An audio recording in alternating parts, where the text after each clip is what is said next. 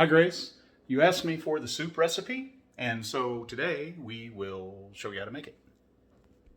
But first, you have to clean the kitchen because you don't ever cook in a dirty kitchen. Bad idea.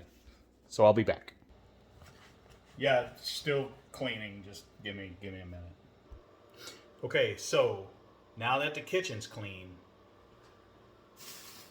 I have to put away all the groceries first, so just hold tight. Okay, so now the groceries are put away.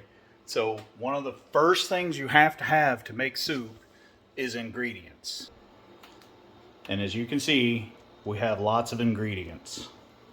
We will go over the ingredients as they're put in the pot. However, first the ingredients must be washed and sliced or chopped, but prepared. So I will prepare ingredients now. So one of the things that I always put in my soup is I'll put some diced tomatoes and a little bit of sweet corn and some green beans. Now the green beans and the sweet corn, I'll actually drain the water out of the can because I don't want those flavors to overpower the other flavors in the soup. So I will do that now. I will open those cans, drain them, and pour them in the giant soup pot that is waiting for ingredients. However, don't drain the tomatoes. Put the tomatoes in as is. Wow. Okay, so I have 2 cans of diced tomatoes with jalapeno and 1 can of corn. I usually do 2, but trying to kind of keep the carbs light, and 2 cans of green beans. And now, let the loading begin. Notice the green beans are different. That's okay, it doesn't matter. Tomatoes, and finally corn. Okay, I'll be back. Next, we have the new potatoes. We are washing them, we will cut them, and we will put them in the pot. Okay, so we have new potatoes washed, cut into quarters. Okay, and now they are going to go in the pot. You'll notice I have a whole nother bag of new potatoes. I'm never really actually sure how many potatoes to put in there because, you know, they kind of overwhelm the soup, and I don't know. I always make more than anyone can ever possibly eat in one sitting, so I'm going to go with 1 bag today and see how it goes. Next, we have broccoli. Now, in the spirit of the origin of this soup, this broccoli has been in the fridge for a while. On visual inspection, it looks fine. I ate a little piece. It tastes good, but it's not going to last much longer. So, when my mother used to make this soup, she used to make this soup with whatever leftovers she had. That's why the ingredients were always a little bit different. In this case, I'm going to chop up this broccoli and put it in the soup, and it will be fantastic. But be careful with broccoli because too much will overwhelm the other flavors in the soup. You can see the broccoli and the new potatoes have been added to the pot.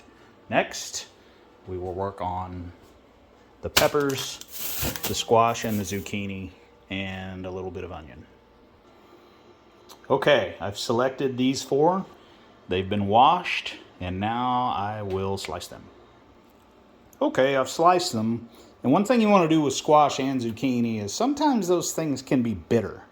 So you want to do a quick taste test. So you just grab one and eat it. See, I have one. Tastes sweet, no bitterness. It's all good. So I've already tried the zucchini. You just grab one and taste it. And if it tastes really bitter, just don't put it in your soup because it's going to taste bad. Now, that's too big to fit on a fork. So I'm going to slice these in halves and put them in the pot. Okay, so next I'm going to put some onion in. Probably about half of this sweet onion. So the way that you do that is you cut the end off here, and you cut the end off here, and then you peel it. I'm going to throw this away. Then you peel your onion And you want to just basically get the external skin off.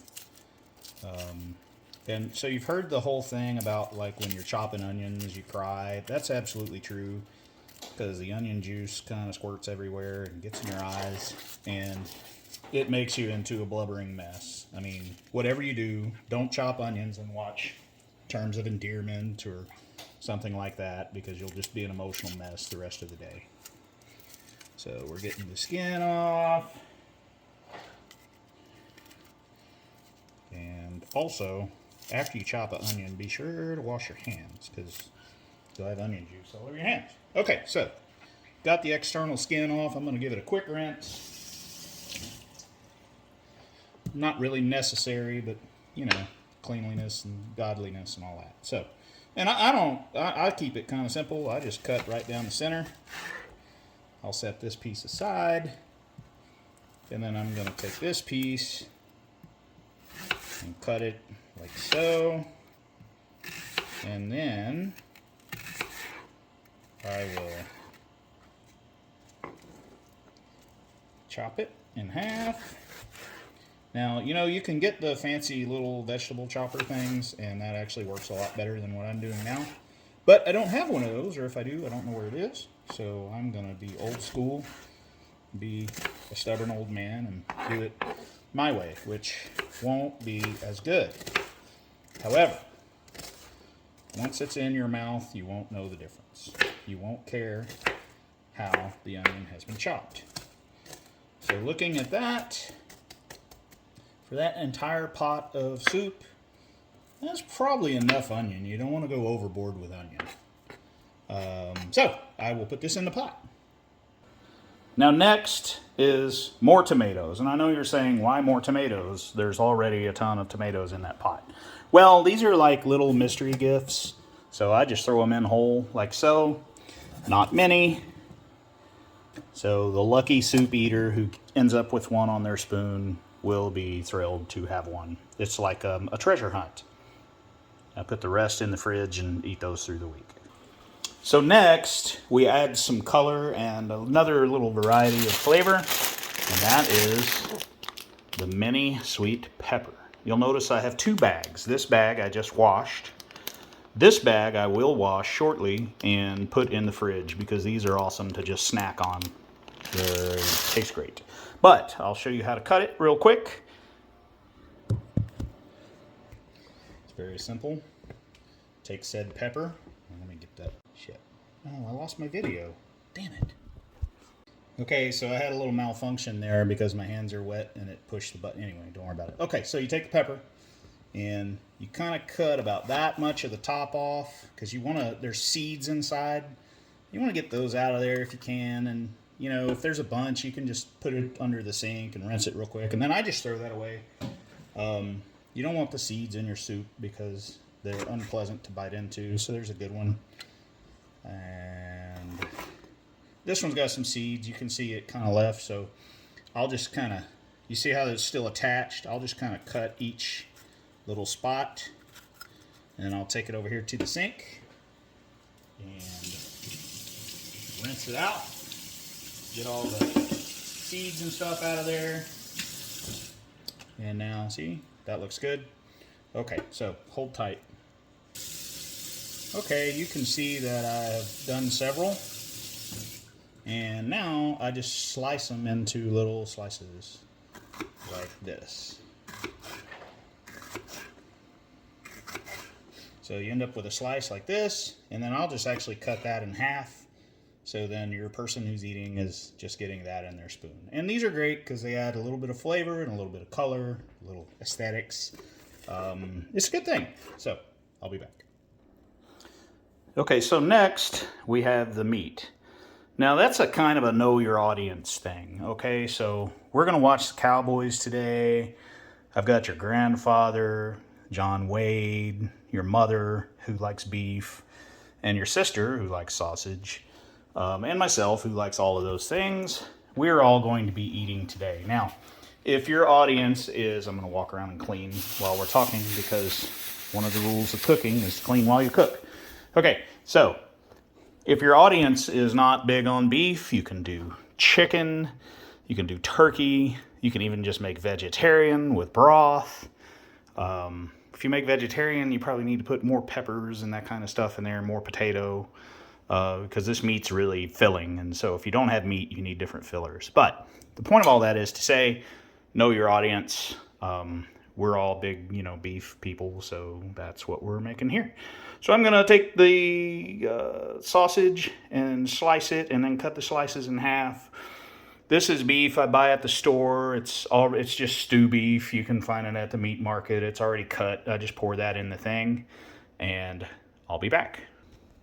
Okay, so I've chopped up all the meat and put it in the pot, as you can see. I have cleaned the kitchen, put the stuff away. Now it's time for seasoning. Seasoning is important. As long as you don't do too much, you're okay. So I've got some black pepper, some onion powder, some red cayenne pepper, a little bit of Italian seasoning, some garlic powder, and then, of course, salt. Salt and pepper are probably going to be 50% of this mix. What you have to be careful with is, some people like their stuff really hot. Some people like their stuff not hot at all. So it's a know your audience kind of thing. So this particular audience likes things fairly spicy, so you'll notice my ingredients, like my tomatoes had jalapeno, my sausage had jalapeno. I'm going to use probably quite a bit of red cayenne pepper and try to give it a little boost. And, if I'd been thinking, I would have gotten some jalapenos or other hot peppers and sliced them up and put them in there as well. But if you're making a pot of soup for a larger general audience, make it milder, and people who want it really hot can add stuff to their soup once they pour it. So no big deal. I will season, again, probably 50% just salt and pepper. That's really the core of any seasoning. And then the rest of that stuff I'm just going to sprinkle in and just kind of wing it. Okay, I've put the seasoning in the pot. I know you're going to say, Dad, what measurements? I don't know exactly how much to put in there. The truth is, I've never actually measured. I always kind of eyeball it, and you'll need to do the same thing. You could start with a couple of tablespoons of salt, a couple of tablespoons of pepper, and a couple of teaspoons of each of the other ingredients, and then just go from there. And you can taste halfway through the process of cooking, and if it's not good enough for you, then put some more stuff in. Other things you can put in, and I'll put that in there. Italian seasoning we did. You can put some cumin in there. I wouldn't put chili powder. Paprika is actually, I'm going to put some paprika in there. Paprika is good. Chopped onion, sorry, I'm drifting with the camera. Paprika. Chopped onion, if you didn't put onion in, is okay to do. Let's see, what else do we have here? Herbes de Provence. I don't know what that is, so don't put that in there. This is my secret brisket rub. You don't get to know what's in that. The secret ingredient until you have the noodle dream. More cumin. You can just kind of wing it, try stuff. It's all good. You can't really mess it up unless you just go crazy and put way too much in there. So I'll be back. Okay, now I've put everything away, clean while I cook. Now we're going to add water. You want to fill the water to, roughly just above the food line, kind of like right about there. So let's fill it up. So I have my handy sink stretch. We're going to fill it up. And you can try to do the alphabet while it's filling. There's A, B. I'm partial to B myself, but haha. Okay, so we're filling. I'll pause. Okay, so we're getting pretty close here. Some of the stuff will float, so it's hard to tell the food line, but you basically just want to get the water above all the top of the food, or, to roughly about right there is good. Okay, so you can see the water line pretty close to full. You don't ever want to get way too full because this thing will boil over a little bit if you do. Now we transition the pot to the stove. Okay, so the pot is on the stove. What I'll do is take my wooden spoon and kind of stir it up a little bit. You don't have to go crazy. You don't want to crush the food in there, so you just kind of stir it around some. Make sure your water level looks about right. which in this case, I might even be short a little bit of water. So I might get another cup of water and pour it in there just to be sure. So hold for that. Okay, so I'm going to pour a little extra water in. You can see a lot of the food is floating, so it's deceptive. So I think that's probably about enough. If I push down on the food, it's going down pretty good. So stir it up. Now, what I'll do here is I will set, okay, let's put this over here. I will set the burner to maximum, and I will bring, I could have gone the other way, that'd have been shorter. I will bring this entire pot to a boil. Once it's boiling, then I will turn it down to like, hang on, I'll show you, to probably like simmer high, maybe to, I want to have just a simmer for 3 or 4 hours. So there we go. I'll want to bring this pot to a boil and then reduce it to a simmer and let it simmer for 3 to 4 hours. After that, it'll be pretty close to ready. After about, 2 hours or so, you can taste it. If you want to add seasoning from there, you can. Again, until you've made several pots, just be cautious with how much you add. You don't want to overwhelm it. And if people get your soup and they want more hot, they can add Tabasco or whatever to it. So that's going to run. I'm going to make cornbread, which will be an entirely separate video, and get ready for kickoff. So that's the recipe, such as it is. And I love you. I'll talk to you soon.